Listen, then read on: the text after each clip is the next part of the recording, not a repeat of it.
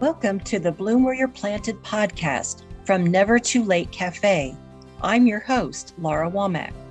Each week, we sit down for a chat with someone just like you, someone who had an idea, a passion, a dream, or sometimes just a thought, and planted that seed, watched it grow into something they wanted to share with the world. If you have an idea for a topic or someone that would be a guest for the Bloom Where You're Planted podcast, feel free to reach out to us on Facebook, where you can join our Never Too Late Cafe Facebook group. We'd love to hear from you. I have a very special guest with me today, and that's Cassie Patterson. Hi, Cassie. Hey, Laura, thanks for having me on. Hi, I'm so excited to talk to you. So let's start with where you're currently living. I am currently living on the west side in Southern Ohio. Okay. We're right across the river from Kentucky and super close to Portsmouth. Oh, awesome. No, is that where you're from originally? No, I'm actually originally from Southern California. There's a city there called Rancho Cucamonga. Oh, okay. So let's get into your story and how you got from there to here, and also what you currently are doing. Um, I know you run a nonprofit, correct? Yeah. Yeah, Let's, so I grew up in Southern California and I decided to go to graduate school I got accepted to go to graduate school at Ohio State University to study folklore through the English department. And so I got my master's and PhD there. And my time there, I found that I was really interested in doing service to the field of folklore. And I learned that when a friend nominated me for a service award, and I had to completely re-envision my curriculum vitae, my resume to focus on service. And doing that helped me to realize there was a lot more service in there than some of the other things that would have prepared me to be a professor, that I was being drawn to those roles. So when the job opened to become the assistant director of the Center for Folklore Studies at Ohio State, I really jumped at that opportunity, especially because a really good friend and colleague of mine, Barbara Lloyd, was running it at the time. And we had had so many incredible conversations about being what she called the administrative backbone of a program. And I think that really spoke to me. So I applied and got that job and ended up staying there for 9 years. And after that, during the time that I was there, the last couple years that I was there, I met my partner, my now partner, doing a project in Scioto County and fell in love. And he said, "Why don't you come and live with me in the forest and, try a different way?" And I thought about it a lot and I decided that I did want to do that. And so I gave OSU my 2-year notice and built built out a structure to help me exit my job there and to focus on an independent life here in the forest, and one that was a little more driven by my own choices, rather than like a university or another larger structure, deciding what the priorities are. I really wanted to set the priorities for myself. So that led me to start my own freelance business where I do folklore and humanities consulting. It's an LLC. And then also to found Southern Ohio Folklife, which is a nonprofit organization that serves the Southern Ohio area. Cassie, for anyone that doesn't know the term or what that entails, tell us a little bit about folk life and that concept, because I'm just going to say I don't think everyone understands all that entails. Mm-hmm. Absolutely. So folk life is the everyday practices of people that imbue meaning into their lives, that are those things that are typically handed down person to person or group to group. They're traditions and ways of being, ways of living that support community, that support togetherness, and that really special part of being alive that connects us through different aesthetic experiences. That might be something like singing. It might be something like learning to crochet from a family member, having recipes handed down generation to generation. It might be making music together or making instruments together.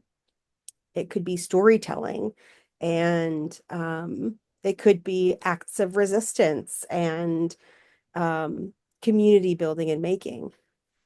So they're the everyday practices that we have that can often go unseen, unnoticed, or maybe are naturalized is the better word for that, so that we do them automatically or they come easy because they're part of a pattern that we learned growing up that has cultural significance. Something like a potluck or different kinds of holiday celebrations that are part of the rhythm of life and bring us together in this heightened experience of life. Wow, I had no clue what all it entailed, but it's very exciting what you do. So did you have influences in your life that sort of drove you to this passion that you currently have? Absolutely. You know, my family has been an incredible influence. They've not only have my parents given me a lot of cultural background of where they come from. My mom is from El Salvador, and my dad has roots in Arkansas and grew up in Long Beach. Um, but the blending of their lives really informed my sense of identity in the world of having this Salvadoran American connection and tradition that came through in food and in different religious practices when I was growing up, and traditions that we had.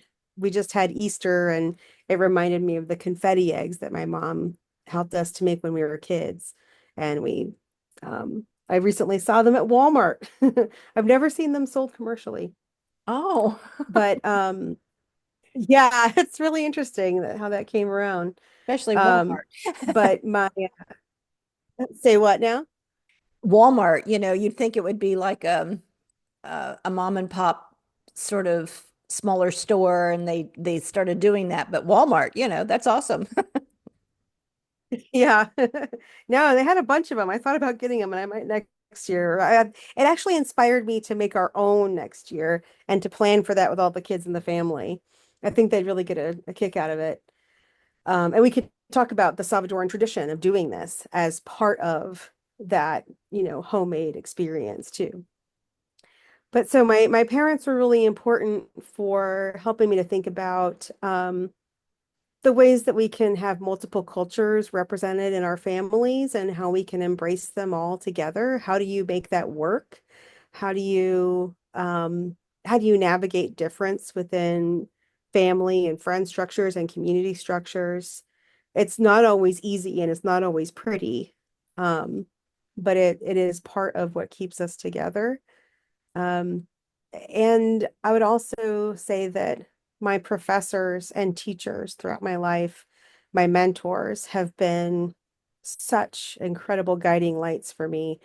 I know who I gravitate to for guidance and for wisdom.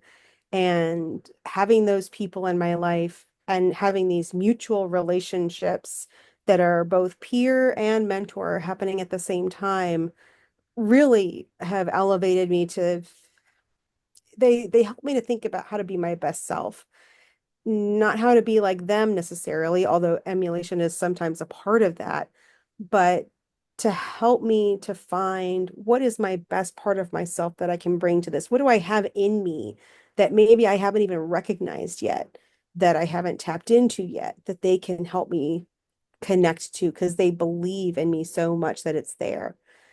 Those people have been incredible in my life, and they've been across friend groups, family groups, and my professional colleagues. That is amazing.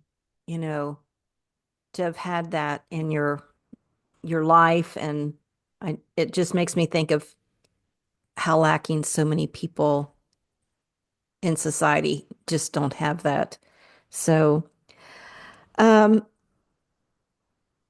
well, do you have current projects coming up that you're involved in that you're kind of like, oh, I'm really excited about this one?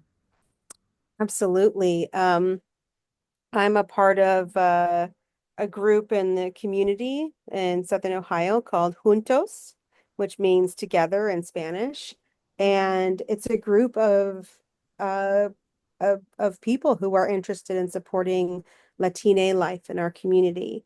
And it involves multiple partners in different sectors of the community who are trying to make the area who are trying to partner with people to enhance bilingual access in English and Spanish in our community.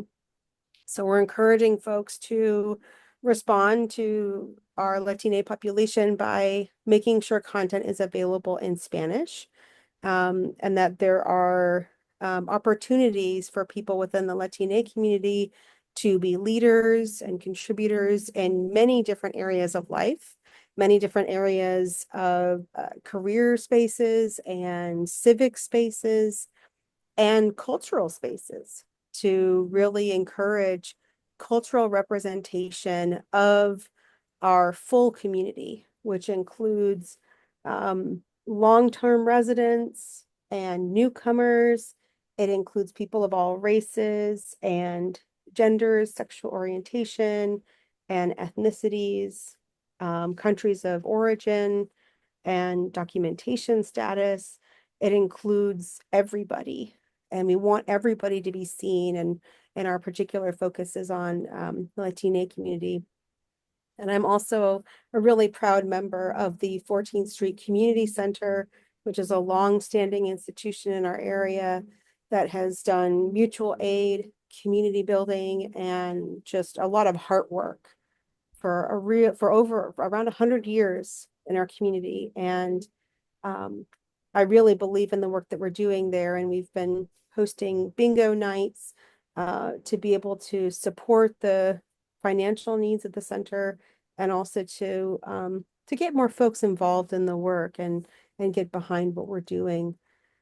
So those are my big two projects right now, in addition to my freelance work. And of course, with Southern Ohio Folklife, I'm so proud. We released our podcast, which is called Las Culturas del Sur de Ohio, which in Spanish means Cultures of Southern Ohio.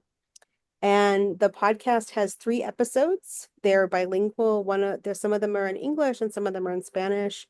But we are telling the stories of Latina community members in our area, and also the history of Latina life in our community. And that's a collaboration we're doing with the Center for Public History at Shawnee State University, where they hold the digital archive of all of the full interviews. The podcasts themselves, or sorry, the episodes of the podcast are themed kind of weavings of the stories that we got from the that we tied together through the interviews. So right now we're working on doing a community listening tour of the podcast and really getting that underway. So lots of exciting stuff that hopefully are good examples of what I was talking about when I was talking about what folklore is. Mm-hmm. Um, that storytelling and connection and working toward a more equitable world, a more connected and loving world. It all has to, for me, I want that all to come together in each of the projects that I do. I want to feel that heightened sense of humanity and connection when I'm doing these things. I hear a theme as well of collaboration, Hmm. and that puts your reach much farther. This has a connection, that has a connection, and when you collaborate, it just magnifies. So, Yeah. so this podcast is called the Bloom Where You're Planted podcast, and I always ask everyone what that means to them. So, what does it mean to Cassie? Thank you for asking that.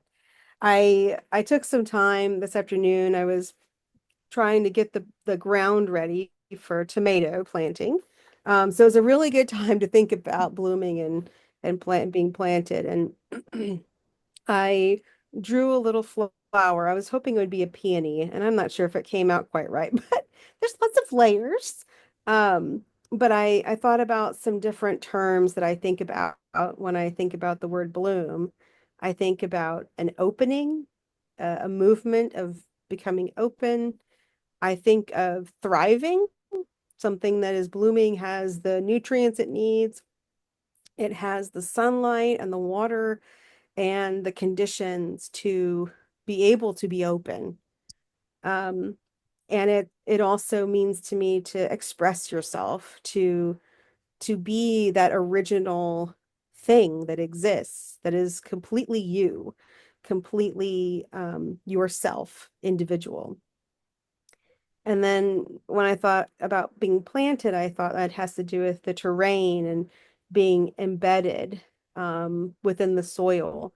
It has to do with being connected to an environment. And so when I put bloom where you are planted together, I thought this has to do about looking at our surroundings or experiencing our surroundings relationally. Not only is it who am I, but who am I among others? And it's about this awareness and also self-awareness together. So how do I fit into the larger world? And what special thing do I bring to it because of the specific context of my being in this moment, in this time? And it's interesting because a colleague wrote to me today in response to an event we're planning. And she said, we can, because I thanked her for being courageous. And she said, we can only be courageous in a community that holds mutual respect and accountability in the same breath. I thought that was incredible. Whoa. And I thought that had a lot. Yeah, wow. Whew, it was really incredible to get that in a work email. But this is why I work where I work. This is why I do what I do, because I get sentences that inspire this my life. But also because that ethic is taken, it's not just for me, it's shared with everybody. Um, and it made me think that courage requires meaningfulness. Like, and it gets back to that concept of folklore, to have respect and accountability means that there's meaningful interaction that has some kind of reciprocity, some kind of way of protecting as well as receiving. And it's not a sacrifice, and it's not being sacrificial. It's not subsuming the needs of one to the other. It's it's about equality and a meaningful system of caretaking, of caregiving. So that's all what that means to me. You are very, you're a deep thinker. I can just tell. But that's It's inspiring, and that's much needed. It's not fluff. It's very deep. So, thank you. um, well, what words of wisdom would you want to give to someone that wants to do what you're doing or what you've done?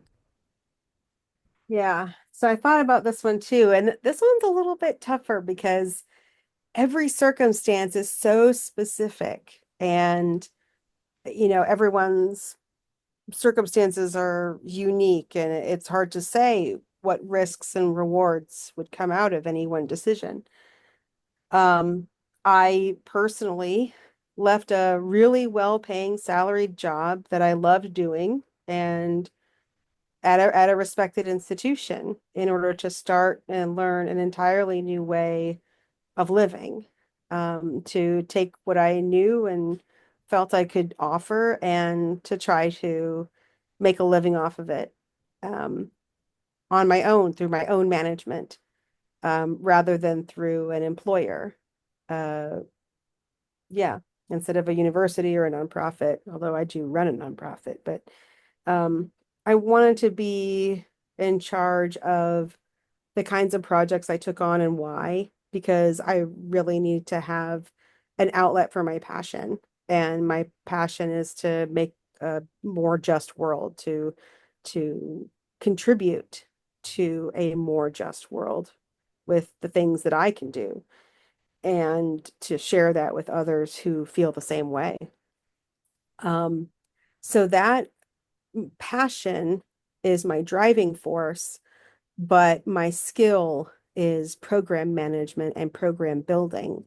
So when I put those things together, I keep finding myself being asked to do or taking on doing project building and project management and community projects that involve capacity building within a community and then also community building itself, facilitating relationships, being connected, and doing that in a way that is attempting to bring whatever's at the margin into the center, bring it back. It's almost like folding a loaf of bread. You bring those edges back into the center and you keep folding them back in. And so I guess the thing that I could share with somebody else who said, I would really like to make a big change in my life and go independent. Um, I would say that that's a awesome idea. I'm really glad I did that. It takes a lot of fortitude and I would say a lot of planning, and also uh, the ability to see that those plans are definitely not going to happen like you think they are. They're going to change, they're going to shift. But one of the things I really believe in when it comes to program design is iterative design. So when you make a plan, it's the best that you can do for that time, given the information that you know. And from there, being able to say, okay, let me look at this critically. What is working? What's not working? What do I want to be different? What's in my control to make different? Um, and then having the skills to be able to ask for help in the areas that you need it, or to be able to take something forward, even if you have to learn a new skill to be able to do it. Um, so it's not for the faint of heart, but it is something that has it is a choice that has a lot of independence and beauty and a lot of creativity involved. Um, and and kind of that relationship between that kind of iterative relationship of keeping mulling it over, rolling it over in your hand and figuring out what works. It's funny because I was thinking you were going to say it's not for the faint of heart. Because when you started the phrase, I knew because it can't be, you have to really believe in what you're doing to stick through the times that's maybe not, your plans aren't going as you said, not going the way you originally thought, maybe.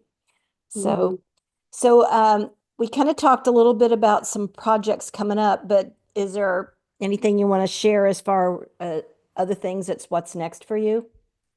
Yeah. The thing that I'm doing right now is what's next for me. It's really the major focus of my life energy right now, and that is to walk beside my partner in his end of life journey. Um, to walk beside him and his family in his end of life journey, um, to listen to the things that he wants to say, to make space for people to be with him, to keep planting tomatoes and marigolds for him to look at on the front porch, or at least to know that they're there, to know that there's a garden still happening, to show him that life will continue and that he'll always be a part of it, and to help him to be as comfortable and happy as he can be for the rest of his life, so that he can be here at home with us. Wow, that's heavy. And it's so admirable that you can and do that. So Cassie, I want to say thank you for being a guest. You are a wealth of information, and I so appreciate you coming on and sharing with us. So as our time comes to a close, remember to keep creating, keep sharing, and keep supporting each other. And remember to bloom where you're planted. Bye for now.